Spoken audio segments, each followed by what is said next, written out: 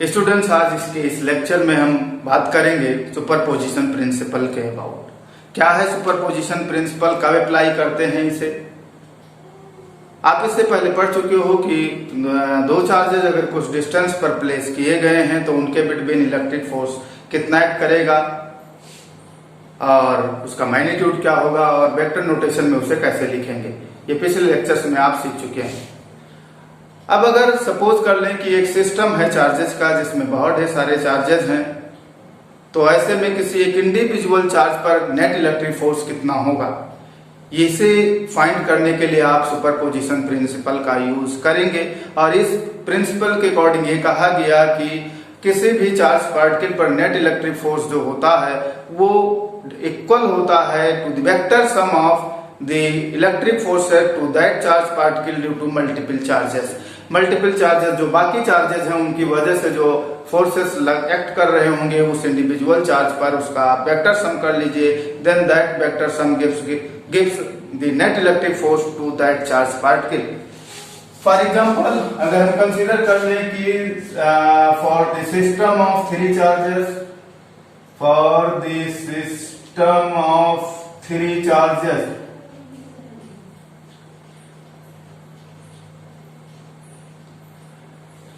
net electric force to the first charge particle is equal to electric force to the first charge particle due to the second charge particle plus electric force to the first charge particle due to the third charge particle. Similarly, electric force to the second charge particle equal to electric force to the second charge particle due to the first charge particle plus electric force to the second charge particle due to the third charge particle. Similarly, net electric force to the third charge particle equal to electric force to the third charge particle due to the first charge particle plus electric force to the third charge particle due to the second charge particle. ठीक, तो इस तरीके से हम किसी तीन charges के systems के लिए हम इंडिविजुअली फर्स्ट चार्ज पर नेट इलेक्ट्रिक फोर्स क्या होगा फाइंड कर सकते हैं, सेकंड चार्ज पर नेट इलेक्ट्रिक फोर्स क्या होगा इसे अप्लाई करके हम फाइंड कर सकते हैं, और थर्ड चार्ज पर नेट इलेक्ट्रिक फोर्स क्या होगा हम इसे अप्लाई करके सॉल्व कर सकते हैं। ऐसे अगर हम कहें फोर चार्जेस का सिस्टम होता, for the system of four charges, four charges के सिस्टम के लिए net electric force to the first charge particle vector F1 equal to vector F12 plus vector F13 plus vector F14।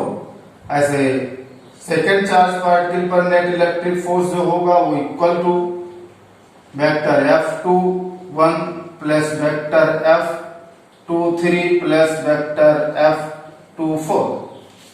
ऐसे third charge particle पर net electric force जो होगा vector F3 equal to vector F31 plus vector F32 plus vector F34।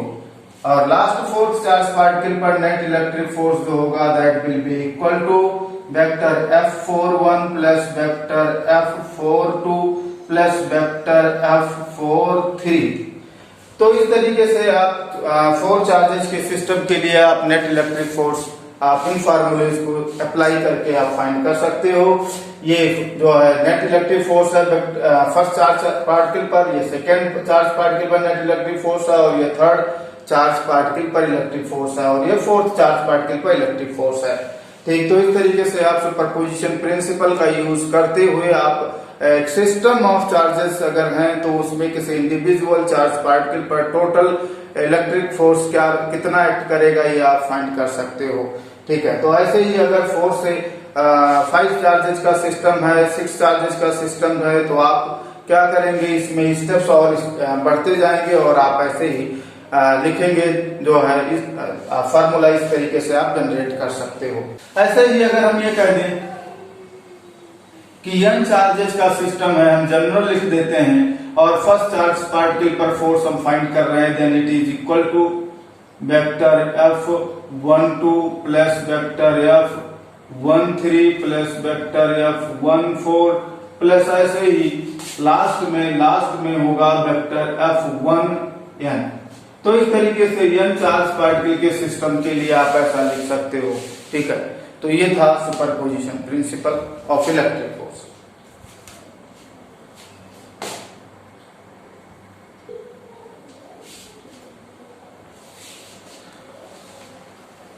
देखते हैं superposition principle पर based examples की। NCERT का example है 1.7, बहुत बेहतरीन एग्जांपल है, लेकिन आपके एनसीईआरटी में भी ये सॉल्व है, लेकिन वहां मेथड्स जो है वो डिफरेंट है। मैं आपको एक अलग मेथड से यहाँ बता रहा हूँ, बहुत बेहतरीन है। आप किसी भी क्वेश्चन को सॉल्व करने के लिए आप इस मेथड का यूज कर सकते हो। जहां भी मल्टीपल चार्जेस की बात होगी यानी सुपरपोजिशन प्रिंसिपल का यूज करना होगा, वहां पर आप इस कॉन्सेप्ट को अप्लाई कर सकते हो, इस मेथड को अप्लाई कर सकते हो। कोई एग्जांपल 1.7 में कहा गया है consider the 3 charge small Q and minus small Q placed at the vertices of an equilateral triangle as shown in the figure. What is the force on each charge?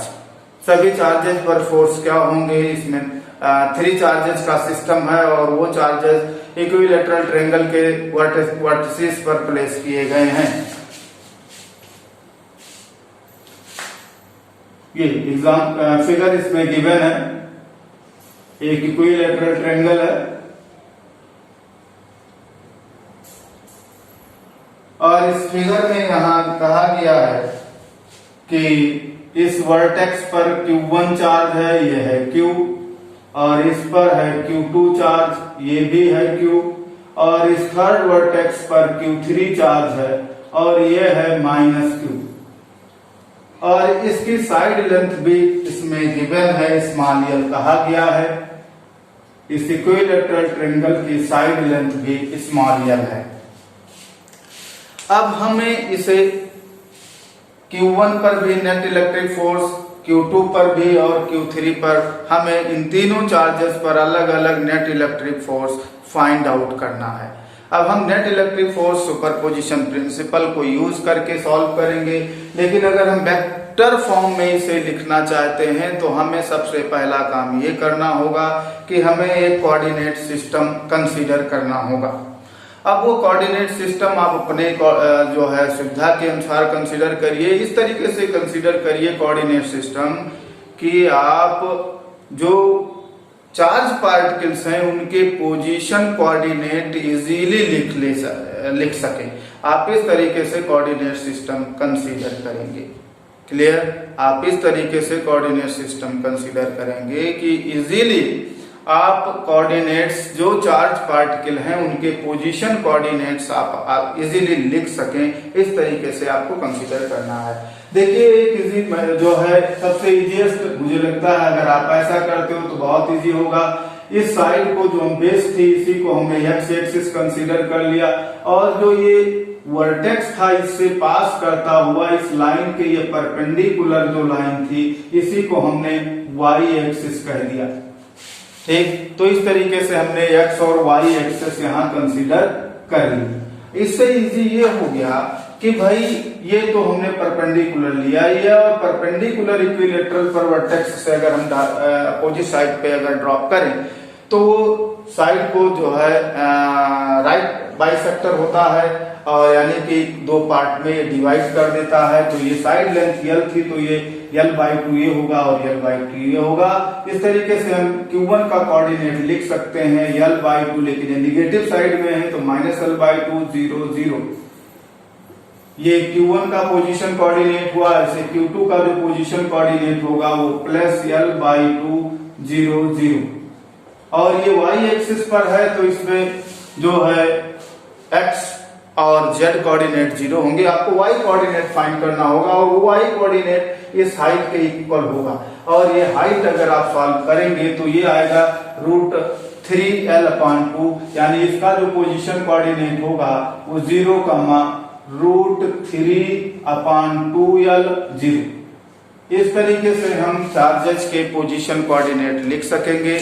यहाँ पर थोड़ा ये है, यहाँ मैथमेटिक्स आपको अप्लाई करना होगा। ये हाइट सॉल्व करना होगा। ये जो हाइट है यही इस Q3 का y कोऑर्डिनेट को रिप्रेजेंट करेगा।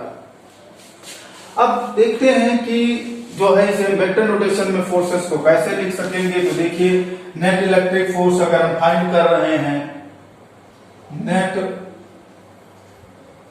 Electric force to the first charge, तो वेक्टर F1 जो होगा वो सुपरपोजिशन प्रिंसिपल के अकॉर्डिंग होगा vector F12 plus vector F13।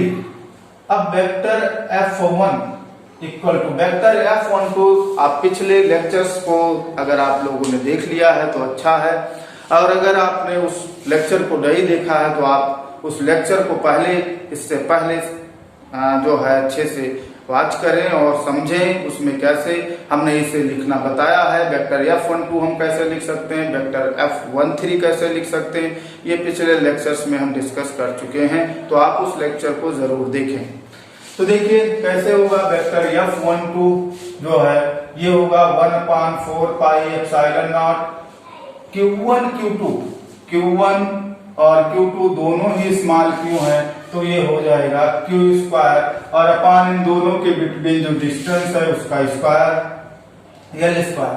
और हमें यहाँ जो है यूनिट वेक्टर लिखना होगा। यूनिट वेक्टर कैसे लिखेंगे, 1 2 लिख रहे हैं तो 1 के पोजीशन कोऑर्डिनेट में से 2 का सब्ट्रैक्ट करेंगे। 1 का पोजीशन कोऑर्डिनेट यहाँ देखिए -L/2 और x पोजीशन x कोऑर्डिनेट था, यहाँ पोजीशन x कोऑर्डिनेट है -L/2 और अपान इन दोनों के बिटवीन जो डिस्टेंस होगी अपान L I का प्लस 0 - 0 अपान L J का प्लस 0 - 0 अपान L K का। इस तरीके से हमने वेक्टर F12 लिख लिया। अब प्लस में 1/4 पाई एप्सिलॉन नॉट, ये वेक्टर F13 लिख रहे हैं। Q1 Q3 माइनस Q, दोनों मल्टीप्लाई करोगे -Q स्क्वायर और अपान इन दोनों के बिटवीन ये भी डिस्टेंस स्मॉल L स्क्वायर है। फिर यही तरीका वेक्टर F13 हम फाइंड कर रहे हैं, तो 1 के पोजीशन कोऑर्डिनेट में से 3 का पोजीशन कोऑर्डिनेट सब्ट्रैक्ट करेंगे। देखते हैं x कोऑर्डिनेट यहाँ -L/2 है, तो -L/2 माइनस इसका पोजीशन x कोऑर्डिनेट है 0 और अपान में इन दोनों के between distance small L I का प्लस y कोऑर्डिनेट ये 0 है और यहाँ √3/2, ये 0 माइनस √3/2L और अपान में L J का और प्लस z कोऑर्डिनेट इसका दोनों का 0 है, तो 0 - 0/L K का। तो इस तरीके से हमने वेक्टर F12 और वेक्टर F13 दोनों को लिख रखा। अब इन दोनों को अब इसे सिंप्लीफाई कर लेते हैं, तो वेक्टर F1 इक्वल टू कुछ कॉमन है भाई, जरा कॉमन है, कॉमन जो है उसे बाहर निकालिए। कॉमन क्या है यहाँ देखें, ये है 1/4 pi epsilon naught Q square upon L square, ये कॉमन है। तो यहाँ देखें ये तो निकलेगा, तो यहाँ जो है इसे सिंप्लीफाई भी कर लेते हैं। -L/2 L -L हुआ और अपान L में -1 हो गया, यानी -I का भी आने वाला है और प्लस ये तो 0 हो जाएगा, तो 0 हो गया, छोड़ देते हैं, लिख देते हैं भाई plus 0 null vector plus null vector, ये हो गया। और यहाँ देखें ये तो कॉमन हो गया, लेकिन माइनस यहाँ बच रहा है, माइनस से मल्टीप्लाई होगा तो साइन चेंज होगा। तो यहाँ देखिए -L/2 -0, तो -L/2 अपान L करोगे -1/2 और ये प्लस माइनस से मल्टीप्लाई हो जाएगा प्लस 1/2 I का। और यहाँ आप देखिए माइनस से मल्टीप्लाई करोगे ये भी प्लस हो जाएगा √3/2 J का, और ये हो जाएगा नल वेक्टर। तो इस तरीके से हमने यहाँ सिंप्लीफाई कर लिया। और अब इसे और सिंप्लीफाई करते हैं, तो vector F1 equal to 1/4 pi epsilon naught Q square upon L square. और यहाँ देखें -I का और यहाँ है -1/2I का, सॉरी प्लस 1/2I का, तो ये आ रहा है -1/2I का और यहाँ प्लस √3/2 J का है। तो ये हमने नेट इलेक्ट्रिक फोर्स फाइंड कर लिया to the first charge particle by using superposition principle of electric force. हाँ, कई बार बुक्स में आप देखेंगे तो यहाँ ये मैग्नीट्यूड गिवन है, इसमें तो मैग्नीट्यूड और डायरेक्शन दोनों इंक्लूड है। अब अगर हम मैग्नीट्यूड फाइंड कर रहे हैं तो मैग्नीट्यूड जो होगा वो equal to 1/4 pi epsilon naught Q square upon L square, और इसका मैग्नीट्यूड करेंगे root of -1/2 whole square plus √3/2 इसका भी होल स्क्वायर। इसे सिंप्लीफाई आप करेंगे तो -1/2 का स्क्वायर करेंगे तो 1/4 प्लस इसका स्क्वायर 3/4, 1/4 प्लस 3/4 4/4 यानी 1 हो जाएगा रूट इसका। तो ये ओवरऑल जो magnitude net force electric force to the first charge particle आ रहा हुआ है 1/4 pi epsilon naught Q square upon L square. तो इस तरीके से हमने फाइंड आउट कर लिया कि net electric force first charge particle पर क्या होगा। नेक्स्ट देखते हैं net electric force second charge particle पर फाइंड करते हैं by using the superposition principle of electric force. इसके according net electric force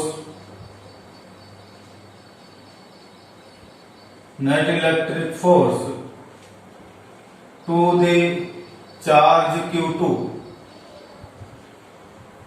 vector F2 equal to vector F21 plus vector F23। अब इन्हें हम वेक्टर फॉर्म में लिखते हैं। थोड़ा देखिए, मैं इसे जो है बहुत ज्यादा एक्सटेंड नहीं कर रहा हूं, इसलिए उसमें आप सीख चुके हैं कैसे लिखना है। तो वेक्टर F21 हम कैसे लिखेंगे 1/4 pi epsilon not Q2 Q1 Q2 Q और Q1 Q।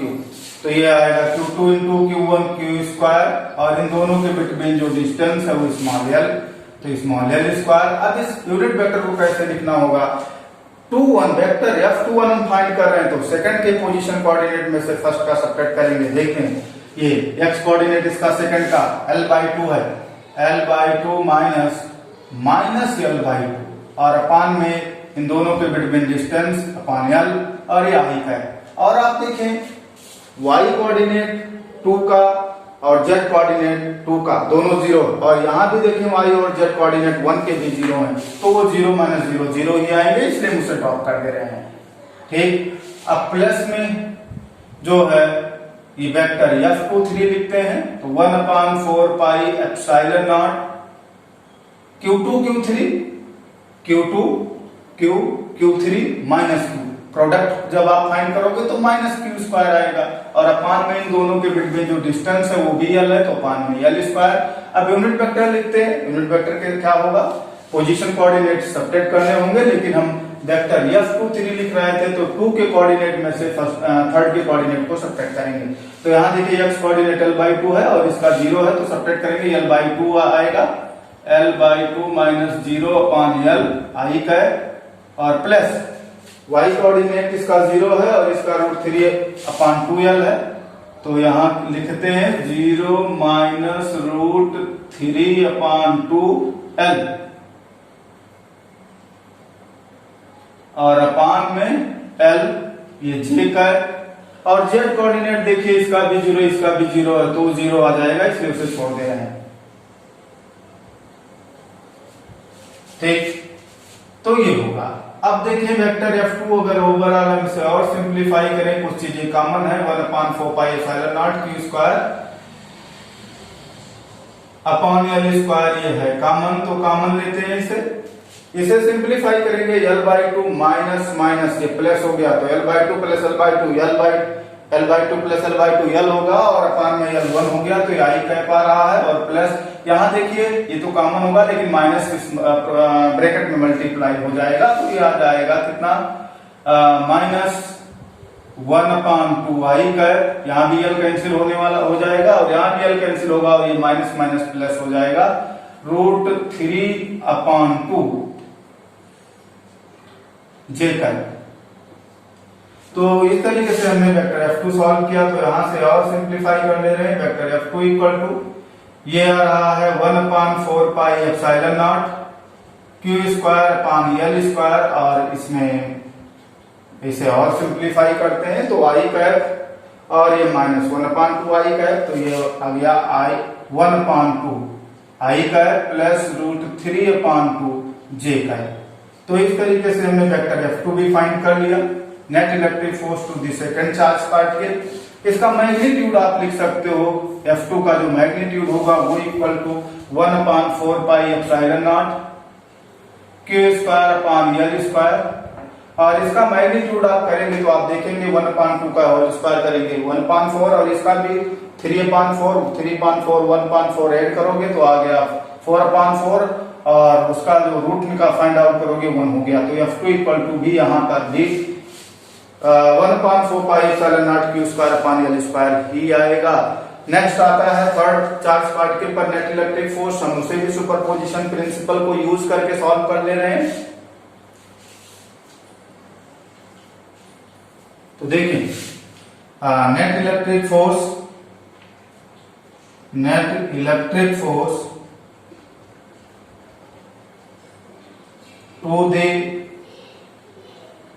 To the charge Q3, तो ये क्या होने वाला है, vector F3 equal to vector F31 plus vector F32। इसे आप और सिंप्लीफाई करते हैं तो क्या आने वाला है, वेक्टर F31 को लिखेंगे 1/4 pi epsilon not Q3 into Q1, Q3 minus Q और Q1 Q product minus Q square आएगा तो माइनस Q स्क्वायर, और Q3 और Q1 के बिटवीन डिस्टेंस स्मॉल l है तो स्मॉल l स्क्वायर। और इस यूनिट वेक्टर लिखेंगे तो 3 के कोऑर्डिनेट में से 1 के कोऑर्डिनेट को सब्ट्रैक्ट करेंगे। 3 का x कोऑर्डिनेट 0 है, 0 माइनस l/2 और अपान में l I कैप प्लस जो है y कोऑर्डिनेट 3 का √3/2l √3/2l माइनस इसका y कोऑर्डिनेट 0 है और अपान में 2 और प्लस z कोऑर्डिनेट आप देखें तो दोनों के 0 है तो इसलिए वो 0 ही आएगा, इसलिए उसे लिखने की जरूरत नहीं है। प्लस वेक्टर F32 को लिखते हैं, यह आएगा 1/4 पाई एप्सिलॉन नॉट और Q3 into Q2 minus Q into Q, तो ये भी माइनस Q स्क्वायर आने वाला है और अपान में यहां भी अपान में L स्क्वायर। अब यूनिट वेक्टर लिखते हैं 3 को हम सॉल्व करते हैं, वेक्टर F32 तो 3 के कोऑर्डिनेट में से 2 के कोऑर्डिनेट को सब्ट्रैक्ट करेंगे। 3 का x coordinate 0 minus l/2 upon l I cap और प्लस जो है 3 का y कोऑर्डिनेट √3/2l माइनस इसमें y कोऑर्डिनेट 0 है और अपान में l j का है, ठीक। और z कोऑर्डिनेट दोनों के 0 है इसलिए आगे उसे लिखने की जरूरत नहीं है। अब इसे सिंप्लीफाई करते हैं तो ये आ रहा है F3 vector F3 equal to, देखिए यहाँ कॉमन हो रहा है -1/4 pi epsilon naught Q square upon L square, और यहाँ जो ब्रैकेट को सिंप्लीफाई करते हैं तो यहाँ आ रहा है 1/2 I cap plus √3/2 J cap, और इसमें आप देखें तो यह रहा है -1/2 I कैप और प्लस √3/2 J कैप। तो ये आ रहा है, और इसे और आगे थोड़ा सिंप्लीफाई करते हैं तो vector F3 equal to -1/4 pi epsilon naught Q square upon L square, और आप देखें तो ये -1/2 I कैप और प्लस 1/2 I कैप ये कैंसिल हो जाएगा और √3/2 J कैप और ये √3/2 J कैप ये हो जाएगा √3 J कैप। तो इस तरीके से हमने net electric force to the third charge particle find कर लिया। अब अगर हम मैग्नीट्यूड लिखना चाहते हैं तो मैग्नीट्यूड जो होगा, magnitude of net electric force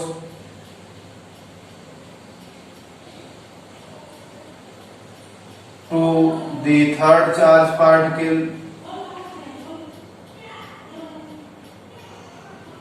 3 is F3 equal to, इसे आप मैग्नीट्यूड फाइंड करेंगे, मैग्नीट्यूड कभी नेगेटिव नहीं होता है, तो यह आएगा 1/4 pi epsilon naught Q square upon L square into √3। तो इस तरीके से थर्ड चार्ज पार्टिकल पर इलेक्ट्रिक फोर्स का मैग्नीट्यूड फाइंड हो गया। देखिए मैंने जो है एक बेहतरीन मेथड है ये, आपको आप कहीं भी इसे अप्लाई कर सकते हो। इसमें आप जो है ज्योमेट्री का मैंने यूज नहीं किया है, लेकिन ये सुपरपोजिशन प्रिंसिपल का यूज आप ज्योमेट्री से भी कर सकते हो। आपने सीखा था वहां पैरेललोग्राम मेथड और ट्रायंगल मेथड, उसको भी यूज करके आप इन वेक्टर्स को ऐड कर सकते हो। तो आप कोई भी मेथड करें, चाहे ट्रायंगल मेथड, मैं कई कुछ क्वेश्चंस और आगे मैं डिस्कस करूंगा, तो उसमें मैं ज्योमेट्रिकल मेथड को भी इंक्लूड करूंगा।